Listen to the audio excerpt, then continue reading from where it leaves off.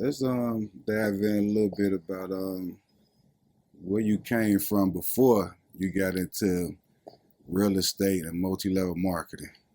Yeah. You want to Well, speak a little bit about that?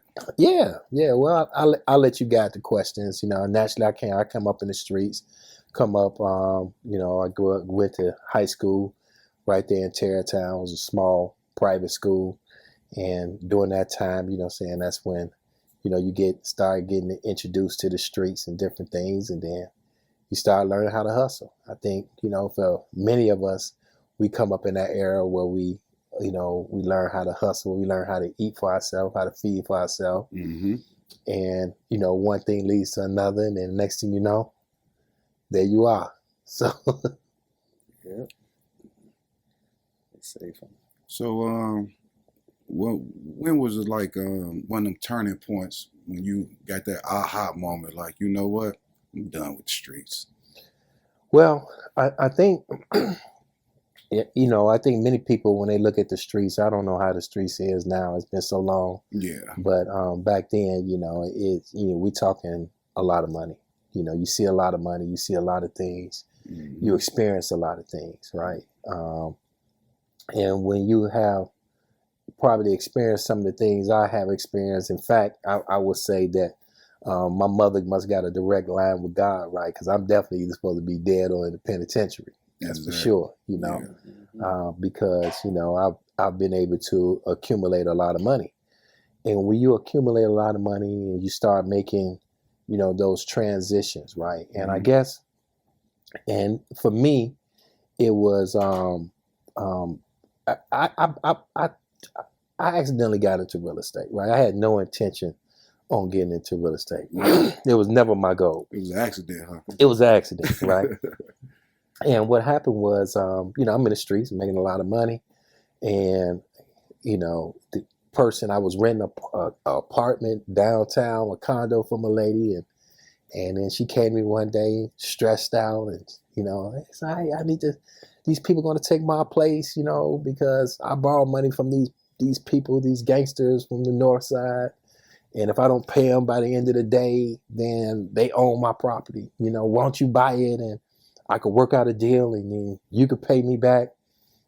And I said, well, how much? I think she said it was like 20,000, whatever it was. That was nothing. Right, back then. Back then, that was like Friday and Saturday at the Right, club, going right? out, Slicks. right. You remember Slicks back in the day, right?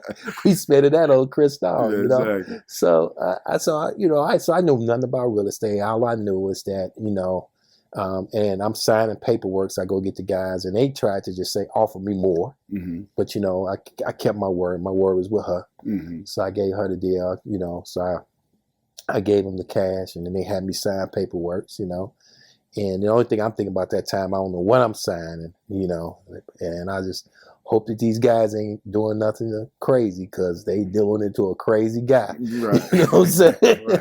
Right. You know what I'm saying?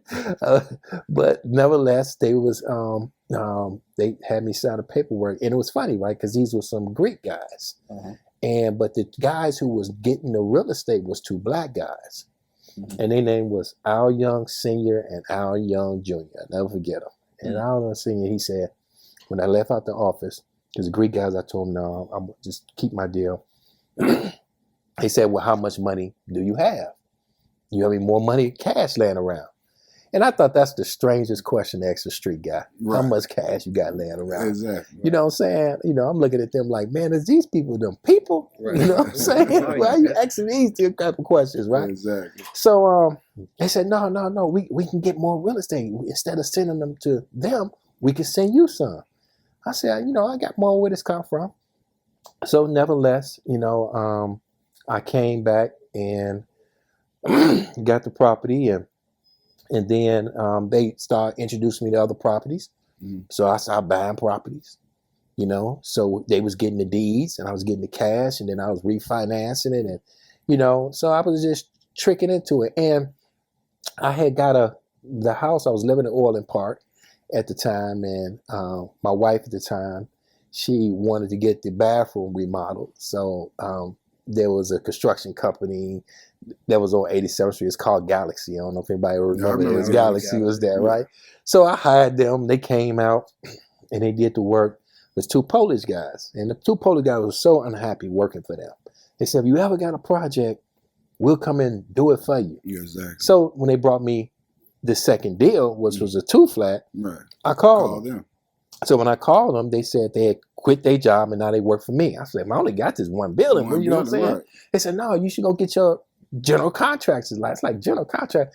I'm like, okay, I'm not even trying to even be into this right here. But then I saw opportunity, whereas I said, well, instead of spending all this money in the club, I could be putting these money into these buildings. Mm-hmm. And, you know, it's better than putting money up somewhere.